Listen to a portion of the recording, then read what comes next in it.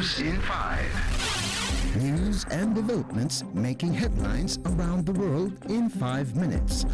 World News in 5. Here on Radyo Pilipinas Worldwide.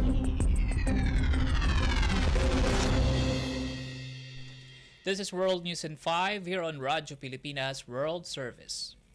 4 members of the Greek emergency contingent in Libya and 3 members of a Libyan family were killed, while several more were injured in a road accident in the North African country.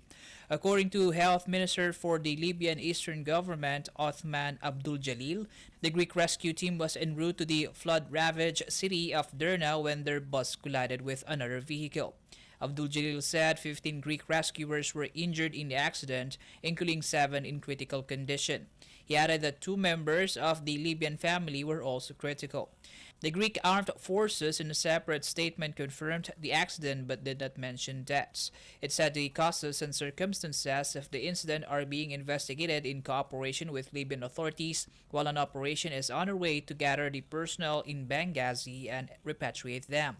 Greece is among the several nations that sent teams to Libya to help the country in rescue and retrieval operations following the deadly flooding on September 10.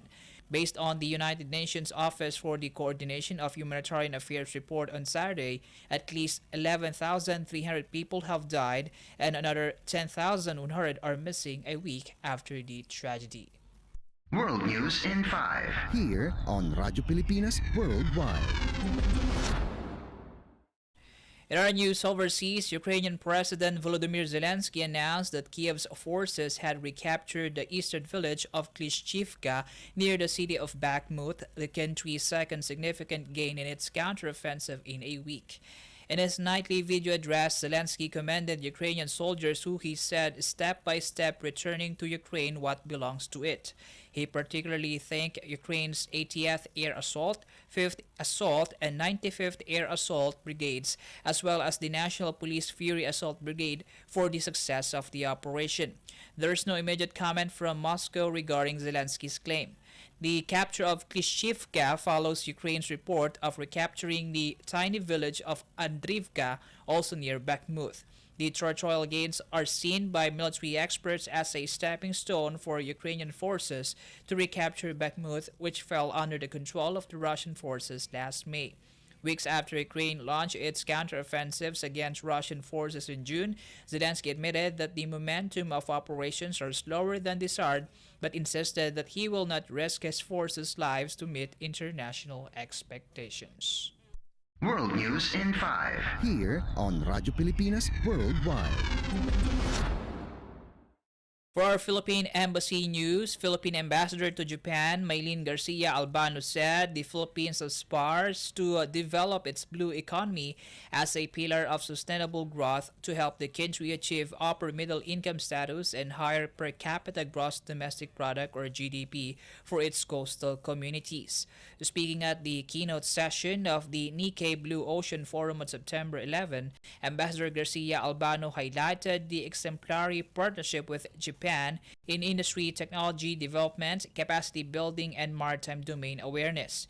She encouraged international partners to play their full role, especially in providing expertise, industry leadership, and international engagement across all sectors to promote a rules-based maritime order and open up new horizons of economic growth. She also acknowledged the role of the Nikkei Blue Ocean Forum, which Nikkei organized in cooperation with the Sasakawa Peace Foundation to provide in-depth lessons in effective conservation and governance, showcase best practice and science-based solutions using the principles of inclusivity, equity, and due regard.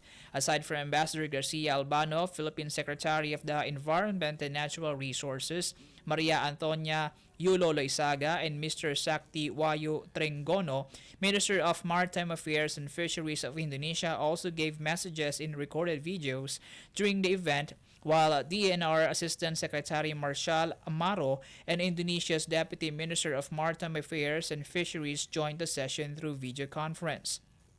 Also present at the session were Koizumi Shinjiro, former Minister of the Environment of Japan, Tsunami Atsushi, President of the Sasakawa Peace Foundation, and the Indonesian Embassy's Deputy Chief of Mission, John Boestami.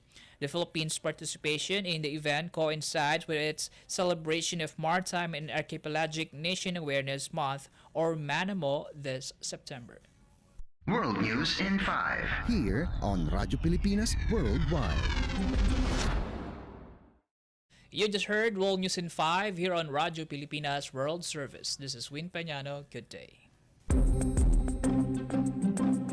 World News in 5. News and developments making headlines around the world in 5 minutes. World News in 5. Here on Radyo Pilipinas Worldwide.